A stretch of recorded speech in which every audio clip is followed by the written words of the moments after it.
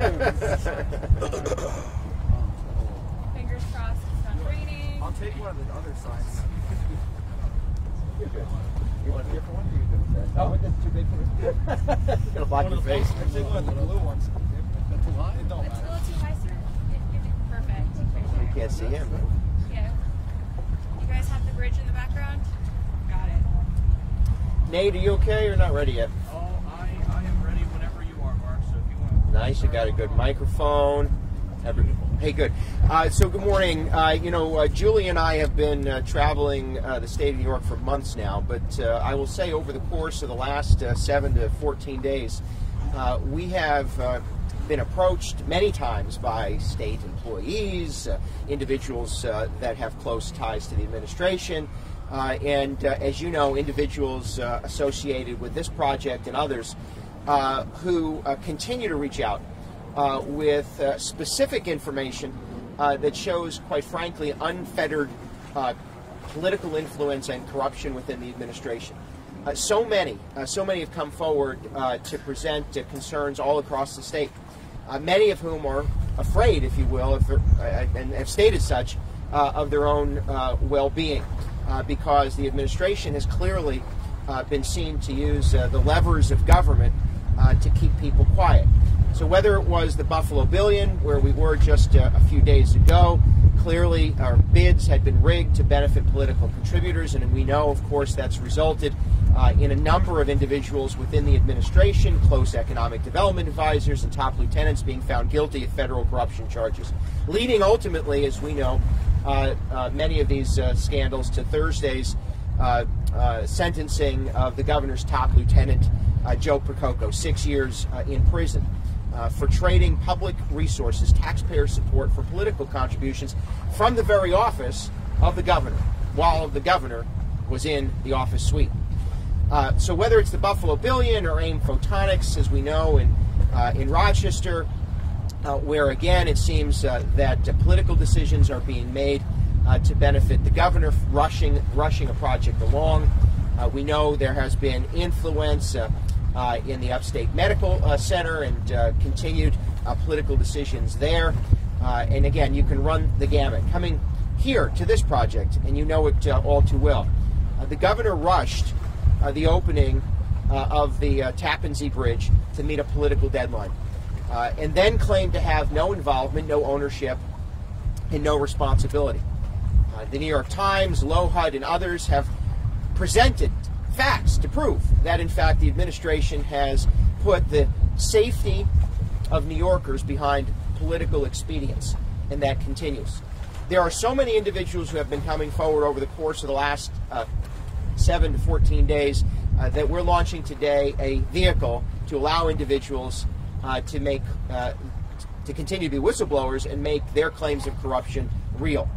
Today we launch CuomoLeaks.com, a website based on and enabling those who are concerned about their own well-being to come forward and continue to act in the best interest of taxpayers. These whistleblowers want an opportunity to have their voices heard. They want the taxpayers of the state of New York to know that there are continued abuses, that the governor and his administration continue to make decisions based on political benefit, and in the process compromise state government, and in the case of the opening of this bridge, compromise the safety of others. And I'd offer to you this. We've seen over the course of the last several months the ugliest nature of politics and the ugliest attributes of this governor, ending only a few days ago in the closing hours of the Democratic primary, where the governor again replicated what he did in the 1970s against Ed Koch, launched an anti-Semitic attack against Cynthia Nixon, who happens to be raising her children in the Jewish faith. They claim to have no knowledge of it, yet we know certainly they did. They claimed that there was some unnamed volunteer who was responsible for that piece of mail, and then ultimately it was confirmed that, in fact, the governor's top assistants were involved. An aide to his chief of staff and Larry Schwartz were involved in creating and ultimately pushing that piece of mail. We also know that Larry Schwartz, who has some affiliation certainly to this region, has had and been given unfettered access to state administration, state government, while working for a private interest, benefiting from taxpayer support. So we're standing here today to launch CuomoLeaks.com for the purpose of allowing those who fear for their well-being to come forward, to speak out, and finally put an end to what is a criminal enterprise, defrauding taxpayers, rigging the system, and stacking the deck against New Yorkers. And with that, we'd be happy to answer a few questions. Or let you all go home. Questions on topic? Anybody? Regarding the Tappan Zee Bridge behind you, what do you think the governor or the state should do at this point? Because like you said, you think that it was opened way too prematurely. So what would you call for starting now? Yes, first it was opened prematurely. It was opened prematurely to benefit the governor and probably accommodate Ms. Clinton's schedule. But nevertheless, listen, I've been responsible for major capital projects most of my adult life.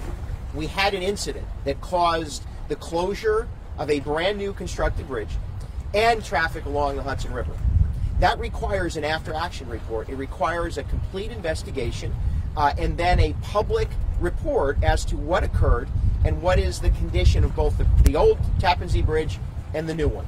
And that would provide the public at least assurance that all safety precautions are being made. But we know that they can't do that because it would expose what has been a consistent effort to push this project, compromise the safety of commuters and others in order to meet a political schedule.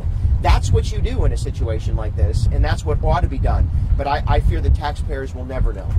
Beyond that, let me just say that the entities in state government that are responsible for providing oversight to taxpayers have been compromised. The inspector generals don't speak out and have been apparently silenced or bullied. J-COPE is a joke. It's no more independent than somebody working inside the governor's office. And in fact, the attorney general won't take up any action. Somebody somewhere has to hold people accountable, and that's why we're launching this effort today. Thank you. Other questions? Yeah. Yeah, sorry. What has been the latest update with the NTSB investigation? Well, I think, as you know, the NTSB has reported that it's not something they would ordinarily take up.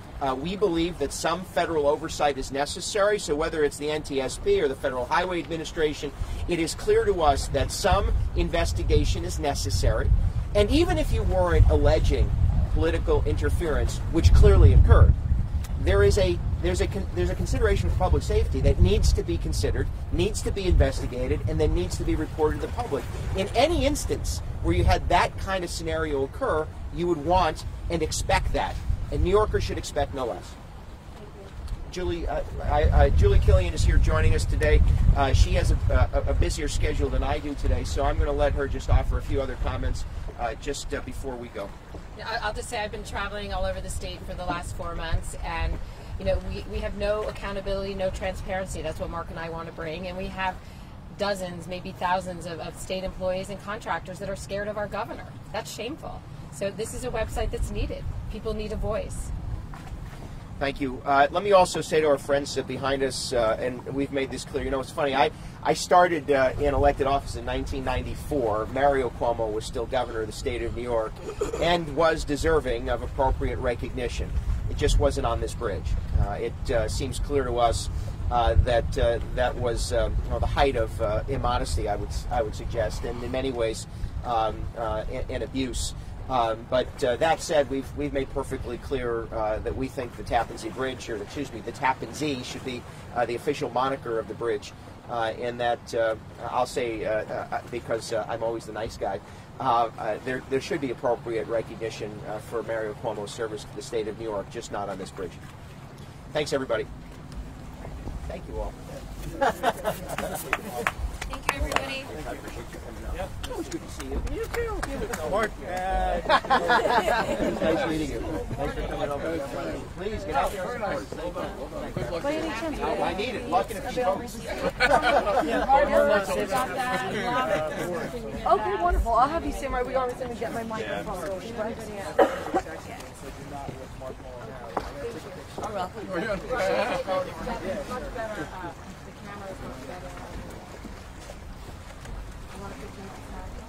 You're welcome. You do.